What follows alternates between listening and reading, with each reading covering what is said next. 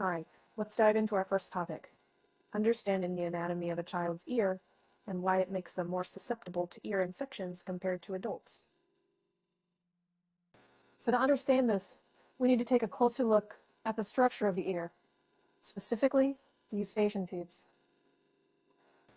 And the eustachian tubes are small, narrow tubes that connect the middle ear to the back of the throat. They play a crucial role in maintaining proper air pressure in the middle ear and draining excess fluid like mucus away from the ear. This is important because a buildup of fluid can create a breeding ground for bacteria and viruses, leading to ear infections. Now, in children, the eustachian tubes are shorter, narrower, and more horizontal than in adults. This difference in anatomy has a few consequences. First, it makes it more difficult for fluid to drain properly from the middle ear. Second, it's easier for bacteria and viruses to travel from the nose and throat to the middle ear, as the more horizontal orientation of the tubes creates a more direct pathway. Additionally, some children's immune systems are still developing. They may have a harder time fighting off infections. This combination of factors, the anatomy of their eustachian tubes and their developing immune systems, makes children more prone to ear infections than adults. Moving on to our second topic, let's talk about the common types of ear infections that children often experience. There are three main types of ear infections that you should be aware of: otitis media, swimmer's ear, and ear canal infections.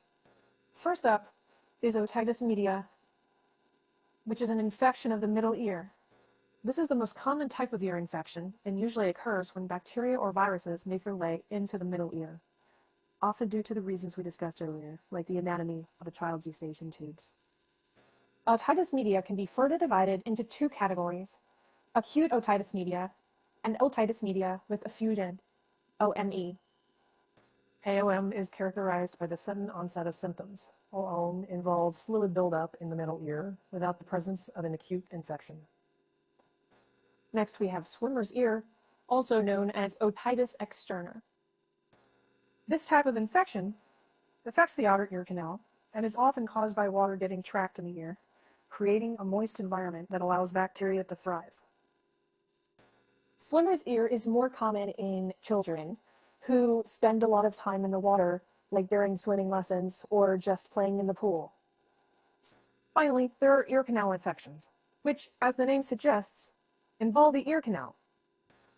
These infections can be caused by bacteria, viruses, or even fungi. Generally, they may result from a variety of factors, such as a scratch or abrasion in the ear canal, using cotton swabs too aggressively, or wearing earbuds for prolonged periods.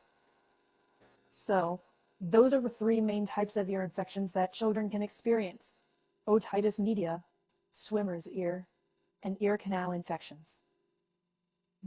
Each of these infections has its own unique set of symptoms and causes, but they all share one thing in common: they can be quite uncomfortable and painful for children. Now let's discuss the third topic, recognizing the symptoms of ear infections in children.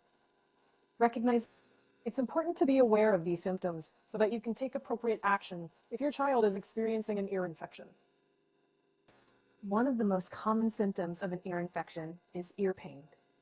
This can range from mild discomfort to severe, throbbing pain, and it might be more noticeable when a child is lying down. They may also tug at or hold their ear, especially if they're too young to verbalize their discomfort. Another common symptom is fever. Ear infections often cause a mild to moderate fever, which is the body's natural response to fighting off infections. Keep in mind that fever can also be a symptom of other illnesses, so it's essential to consider other symptoms and the overall context when assessing your child's condition. Irritability is also frequently seen in children with ear infections. They might become more fussy or cranky than usual, have trouble sleeping, or even cry more often. This is likely due to the discomfort and pain they're experiencing. Difficulty hearing is another symptom to be aware of. Fluid buildup in the middle ear, as seen in otitis media with effusion, can cause temporary hearing loss. Your child might not respond to sounds or voices as they usually would, or have trouble understanding what you're saying. Other symptoms that might be present include a feeling of fullness or pressure in the ear, drainage from the ear, dizziness, and loss of balance. These symptoms can vary depending on the type and severity of the ear infection. So to recap, some key symptoms of ear infections in children include ear pain, fever, irritability, and difficulty hearing. If you notice these symptoms in your child, it's essential to consult with a healthcare professional for proper diagnosis and treatment.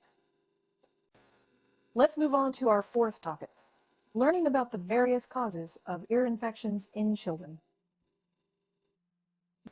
By understanding these causes, you can take steps to minimize the risk of ear infections for your child. One significant cause of ear infections is upper respiratory infections, like the common cold or flu. As we mentioned earlier, the anatomy of a child's eustachian tubes makes it easier for bacteria and viruses to travel from the nose and throat to the middle ear. When a child has an upper respiratory infection, their eustachian tubes can become swollen or congested, making it even more likely for an ear infection to develop. Allergies are another common cause of ear infections. When a child has allergies, their body produces histamine, which can cause inflammation and congestion in their eustachian tubes. This congestion can lead to fluid buildup in the middle ear, creating an environment where bacteria can thrive and cause an infection. Exposure to secondhand smoke or air pollution can also increase the risk of ear infections. These irritants can cause inflammation and swelling in the eustachian tubes in the respiratory system, leading to congestion and fluid buildup in the middle ear. Other factors that can contribute to ear infections include changes in altitude or air pressure, such as during air travel or when driving through the mountains, as well as exposure to loud noises, which can cause temporary changes in eustachian tubes. In summary, some common causes of ear infections in children include upper respiratory infections, allergies, exposure to secondhand smoke, and air pollution. By being aware of these factors and taking steps to minimize exposure, you can help reduce the likelihood of your child developing an ear infection. Finally, let's discuss our fifth topic, exploring the treatment options for ear infections in children. It's essential to address ear infections promptly to prevent complications and reduce discomfort for your child. First and foremost, it's important to consult with a healthcare professional for proper diagnosis and treatment recommendations. Depending on the type and severity of the ear infection, different treatment options may be suggested. For bacterial ear infections, antibiotics are often prescribed. These medications help to eliminate the bacteria causing an infection and can be administered orally or as ear drops, depending on the specific situation. It's crucial to follow the prescribed dosage and complete the entire course of antibiotics, even if your child starts to feel better sooner.